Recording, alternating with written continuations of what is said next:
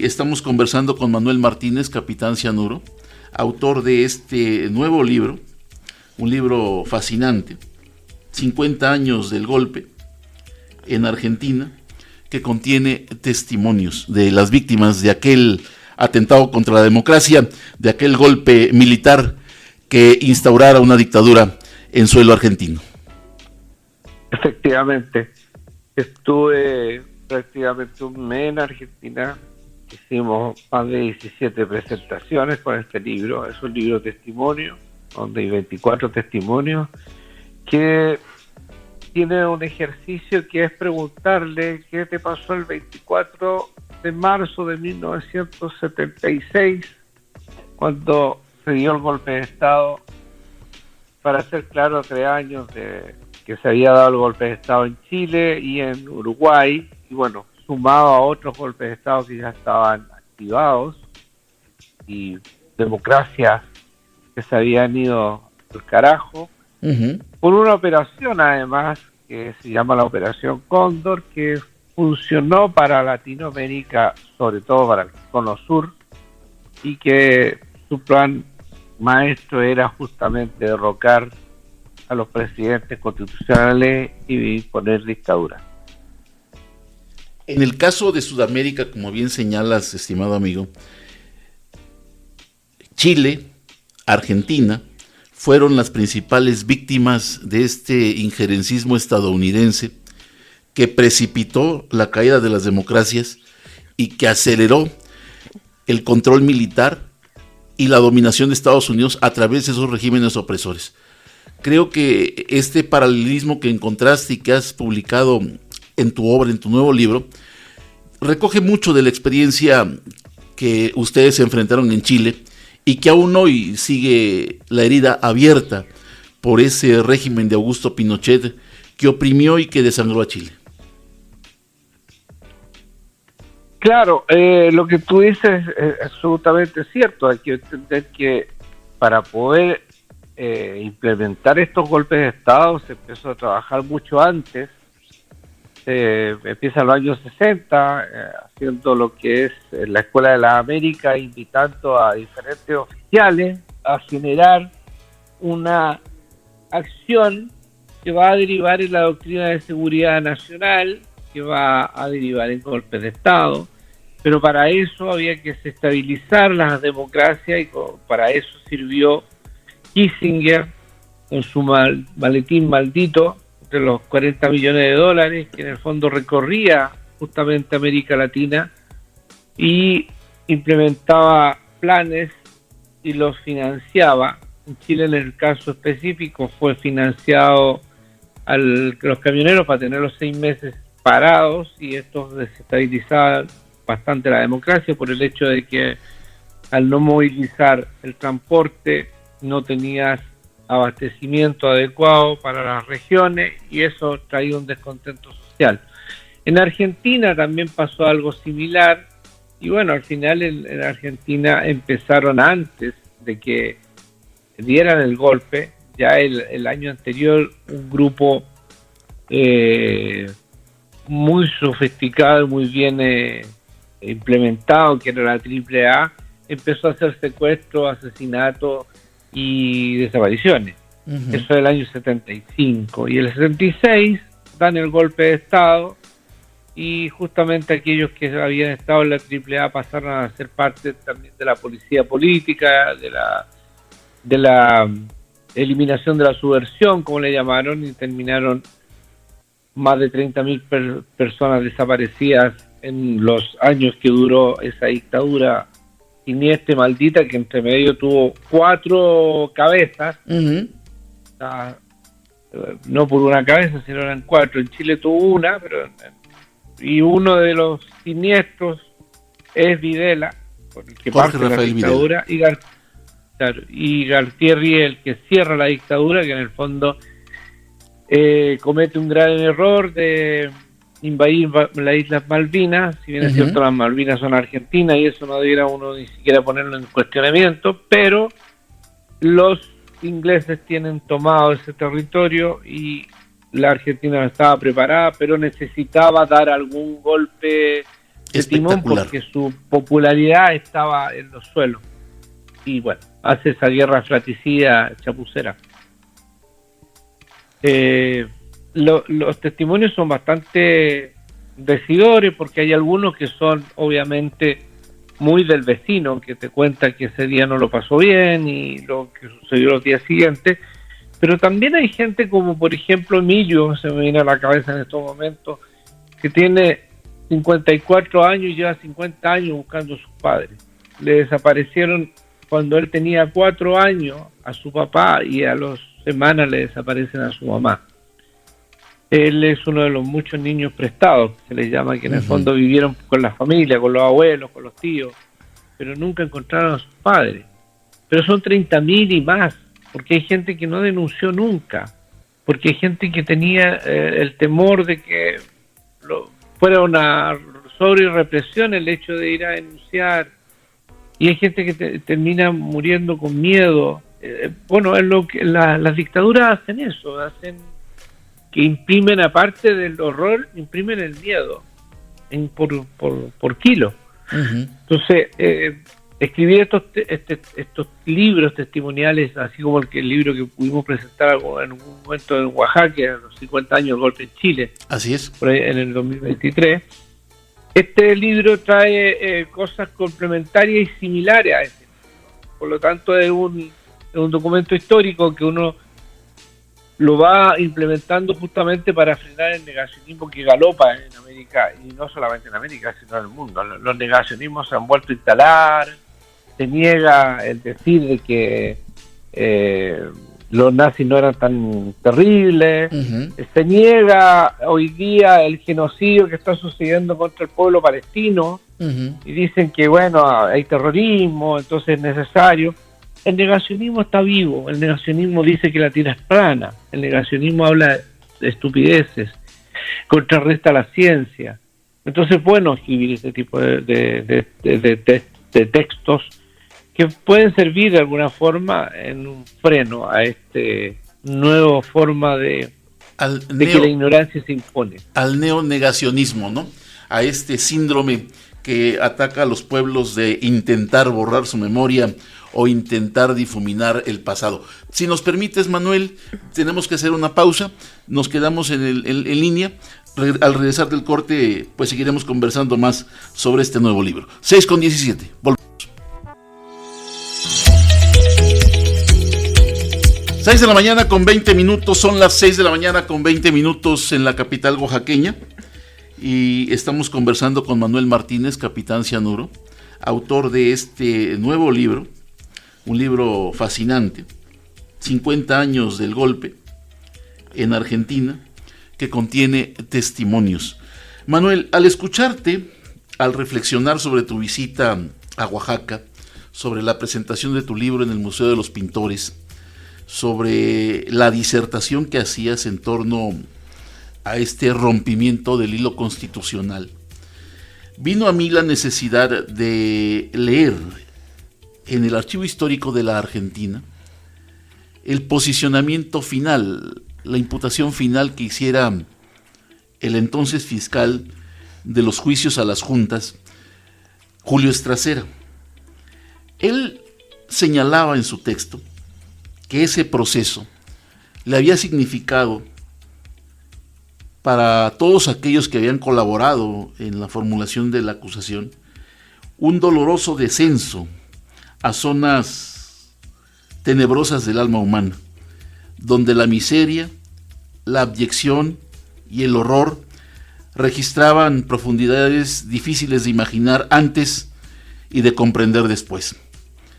Él cita una parte de la Divina Comedia de Dante Alighieri, señalando que el escritor reservaba el séptimo círculo del infierno para los violentos, para todos aquellos que hicieran un daño a los demás mediante la fuerza, y dentro de ese mismo recinto sumergía en un río de sangre hirvienta y nauseabunda a cierto género de condenados, así descritos por el poeta. Estos, según la cita, son los tiranos que vivieron de sangre y de rapiña. Aquí se lloran sus despiadadas faltas. Creo, Manuel, que este tipo de relatos, que este tipo de historias, que este tipo de recuentos es necesario hacerlos. No podemos olvidarlos. Y no podemos sustraernos los pueblos latinoamericanos de esas narraciones que forman parte de la historia, pero que son una amenaza latente, que penden como espada de Damocles sobre la cabeza de los pueblos, sobre la integridad de las naciones. Me parece que ese negacionismo es un camino hacia el abismo, y en un andar hacia el abismo nadie obtiene la victoria, Manuel. No, absolutamente. O sea, en estos momentos, cuando tú estás hablando de eso, si bien Dante hace una alegoría, no sé cómo le podamos llamar, yo creo que hasta se podría quedar corto cuando uno empieza a buscar otro tipo de testimonios también. Uh-huh. De lo nefasto que puede llegar a ser el humano, así como la creatividad que tiene el humano para llegar a hacer cosas muy buenas, tiene esa creatividad para hacer cosas absolutamente deslenables. Entonces al final uno dice, bueno, qué perverso nos hemos convertido nosotros mismos como raza en someter a otros por justamente el hecho, inclusive tan solo de pensar distinto. Hay más de alguien que te dice en el mundo del negacionismo, bueno, algo habrán hecho, por eso se merecían lo que les pasó. Uh-huh. Cuando uno ve que hay niños, porque en Argentina por lo menos hay 500 niños que se quedaron sin padre y fueron entregados a familias extrañas, de los cuales han sido rescatados por la abuela hasta el día de hoy, no más de 170, y a lo mejor quedó corto.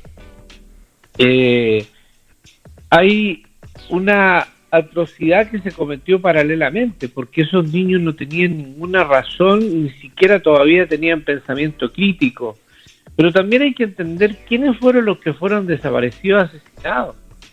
Jóvenes, adolescentes, entre 15 y 23 años. Es el más grande grupo etario que se desaparece en la Argentina.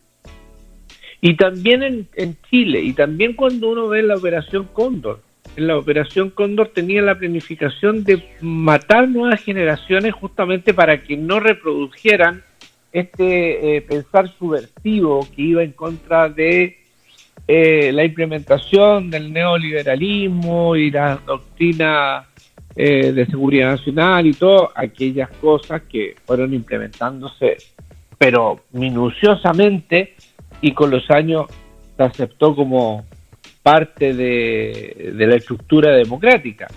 Tenemos un grupo, en Chile nosotros se participa de una asesoría de la doctrina de seguridad interior y que se aplica la ley interior de seguridad en el momento que haya un acto de subversión. O sea, nosotros quedamos en este país con un resabio de la dictadura. Bueno, no solamente con eso, sino tenemos una constitución política que nunca la pudimos sacar.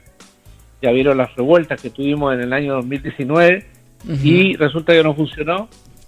Y para hacerte la corta, le pasa lo mismo a otros lugares como España, por ejemplo, que tiene una constitución política que es la de Franco, muy tergiversada, pero sigue siendo la constitución original de Franco. ¿Y por qué voy a España?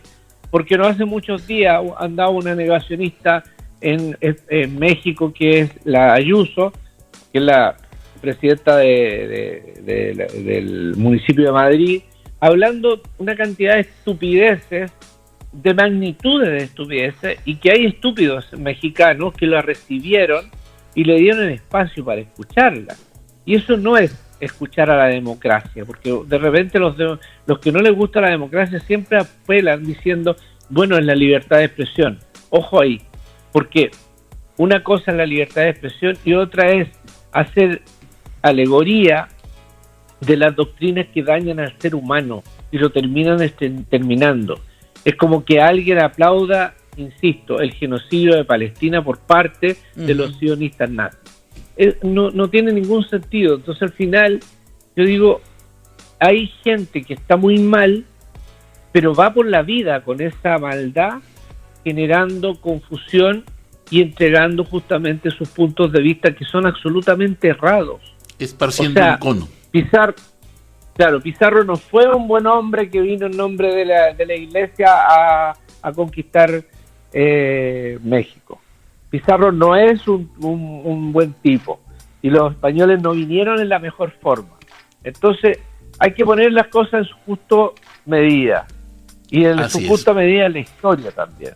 O sea, Calígula no se le recuerda por ser un gran emperador, se le recuerda por lo miserable que fue en su momento, y fue uno de los que terminó exterminando inclusive el imperio. Entonces al final hay que ver para dónde queremos llevar nuestros. Por eso es bueno hacer este tipo de ejercicio, porque el ejercicio de la memoria nos permite construir historia, y con esa historia frenamos negacionismo. De Manuel, lo contrario, vamos a cometer los mismos errores. Manuel, me acompaña en cabina mi compañera Liz Hernández Bravo, y ella quisiera formularte unas preguntas. ¿Qué tal? Saludarlo con mucho gusto. Primero me gustaría profundizar un poquito más en el contenido humano del libro. Ahorita mencionó un relato de pues un niño que tiene más de 50 años buscando a sus padres. Me gustaría pues que nos comente un poquito más sobre quiénes son las voces que aparecen en este libro y qué tipo de historias predominan, de víctimas directas, familiares, testigos. La mayoría, o sea, todos los que dieron testimonios son directos, no cuentan historias de terceros. Eso es importante. Lo segundo, hay un grupo de diferentes edades. Hay gente que tiene al golpe 4 años, como Emilio, pero hay personas que tienen 20, 25 años y más al día del golpe. Esas personas están vinculadas directamente a causas que afectaron sus vidas, que en el fondo les transformaron, por mucho que a lo mejor no padecieran lo que uno le pasa a Emilio, sí padecen la transformación de su historia por el hecho de tan solo salir a lo mejor a la esquina siendo un adolescente y recibir la detención de la policía, y esa policía siendo una mujer, porque esto es un caso de una mujer, se da cuenta en el tiempo que había sido toqueteada y violentada sexualmente sin mayor razón, por el hecho de toquetear el cuerpo, porque podía llevar algo que la implicara en algún atentado o llevara armas. Era muy común de parte de la milicia que hicieran redadas en las calles y terminaran a la mujercita, a la niña, toqueteándola. Entonces, más allá de eso, también tienes, por ejemplo, una señora que vive en Navarra en estos momentos, debe tener 87 años más o menos, y ella da su testimonio, que ella estuvo presa en la cárcel del Buen Pastor en Córdoba, y fue tomada presa por la AAA. La AAA, como decía anteriormente, era un grupo paramilitar organizado hasta el día del golpe, que existían como tal, y habían secuestrado gente y habían apresado gente y la habían metido en cárceles. Hay que entender que también, como Argentina es federado, había lugares que actuaban con más impunidad que en otros, y justamente esos testimonios van siendo incorporados, como esta misma mujer que yo estoy contando, y que termina haciendo la gran fuga de la cárcel de Buen Pastor de Córdoba, que son una cantidad de mujeres que se logran escapar, inclusive pasado ya el inicio de la dictadura. Hay testimonios de ese calibre, hay testimonios de un chileno que va arrancando de la dictadura chilena y se exilia o asila en Argentina, y a los 3 años se encuentra con una dictadura y tiene que entrar a la clandestinidad. Entonces, los testimonios van por esa línea. O un joven que de repente en ese momento tiene 1 año y sí se empieza a enterar lo que le cuentan los padres. Y entre lo que le cuentan los padres hay una cosa, que el papá, por ejemplo, había dejado de escuchar algunos tipos de canciones, como el tango, que es muy común en la Argentina, muchos de ustedes partieron con los tangos, y dice que lo escribí que el papá dejó de escuchar tango porque le recordaba a todos los amigos que lo habían desaparecido y asesinado. que prácticamente en su delegación de trabajo había por lo menos unos 12 desaparecidos, entre desaparecidos y ejecutados. Entonces el papá había entrado en una zona mustia, porque en el fondo le recordaba el solo hecho de juntarse una tarde, un día sábado, a comer un asado y a lo mejor jugar una visca, se encontraba de repente recordando que no estaban sus amigos con los cuales se juntaba habitualmente, a lo mejor un mes antes, 5 meses antes, dependiendo del tiempo como había transcurrido. Entonces, apelo en el testimonial a eso, al hecho del qué te pasó el 24 de marzo del 76, y son todos los testimonios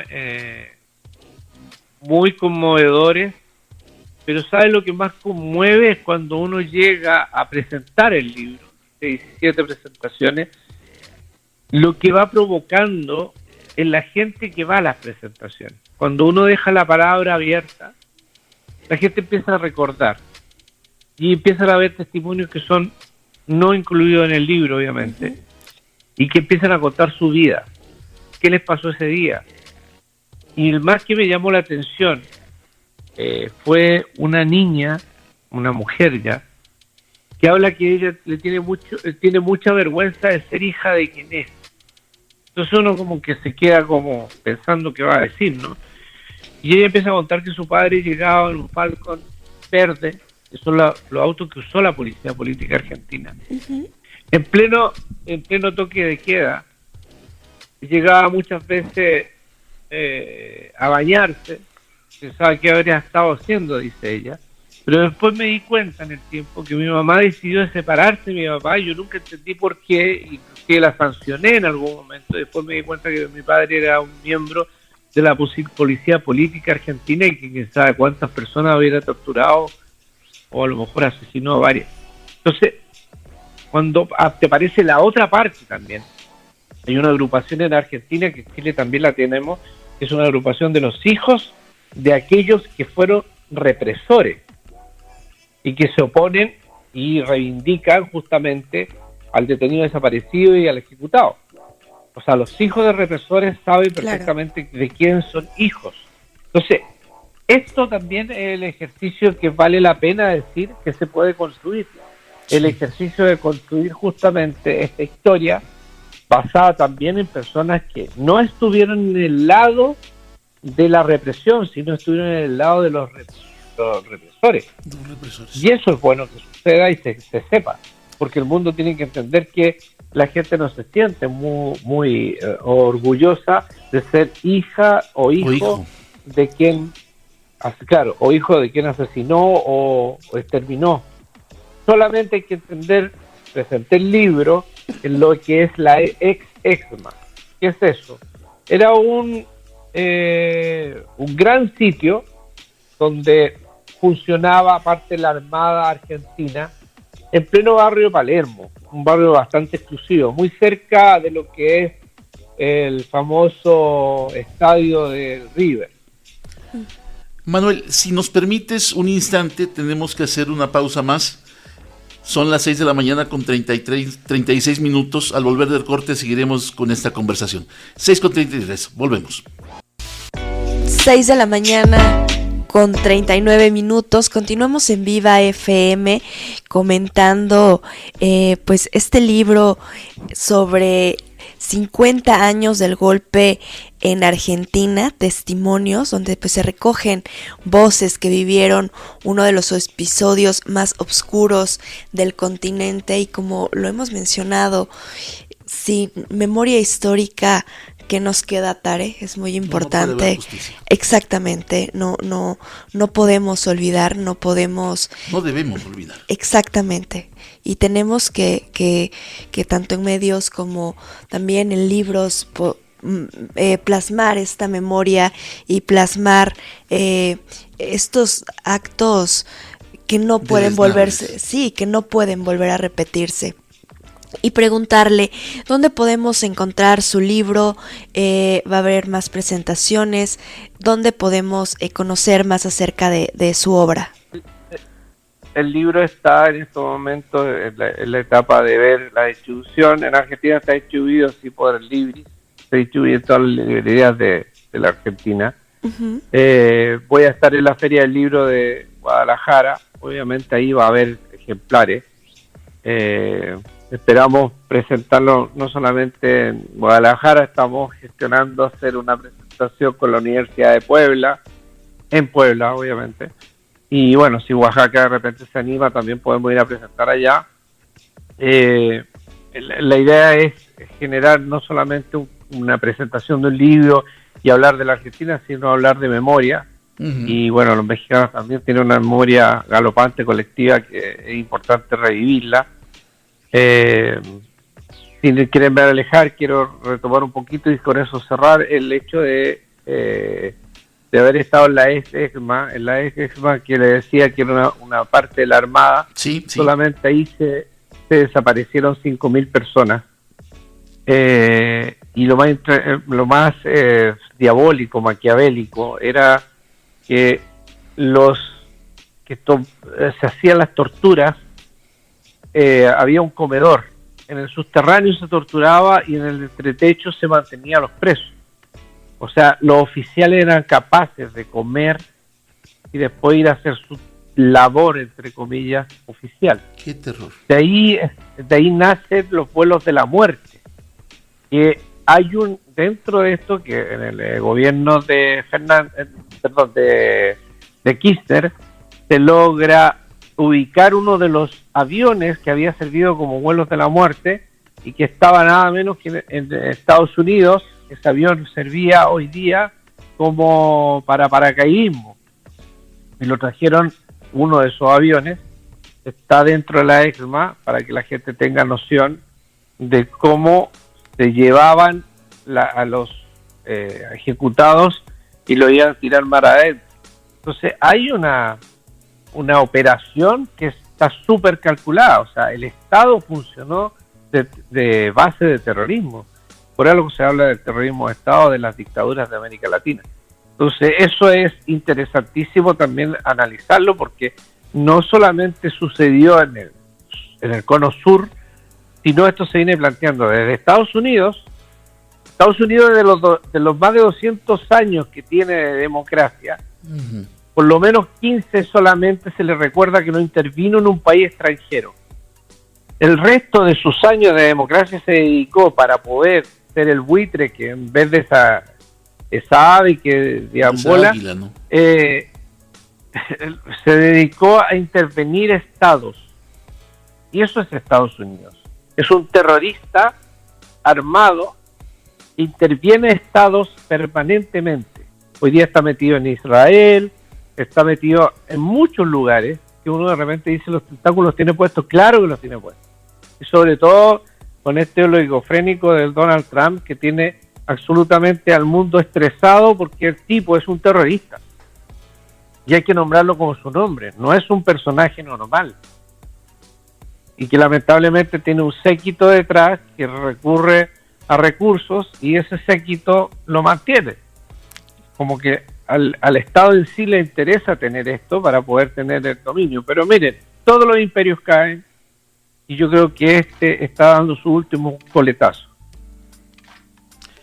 Manuel, pues agradecerte infinitamente que nos hayas tomado esta entrevista, que nos permitas conocer esta nueva obra que presentaste a propósito de los 50 años del golpe de Estado en la Argentina y recordar junto contigo esto que no tiene que pasar inadvertido para los pueblos, que no puede quedarse en los archivos, que tiene que visibilizarse para que entendamos cuáles son esas profundidades tenebrosas a las que puede descender el alma humana y que, como dijera Oliver Wendell Holmes en La senda del derecho, necesitan un justo castigo, necesitan que se sancionen y que las personas que lo perpetraron tengan esa penalidad para que esto no vuelva a ocurrir.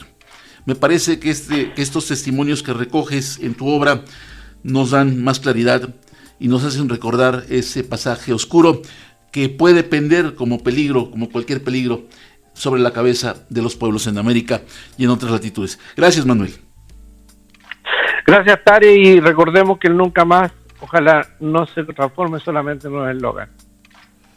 Así es Manuel Martínez, capitán Cianurolis. Así es, pues muchas gracias por esta conversación y por mantener la memoria viva de América Latina. Sin duda es algo de lo que tenemos que seguir hablando, que tenemos que seguir recordando, porque nunca más podemos permitir que la historia se vuelva a repetir, Tarek.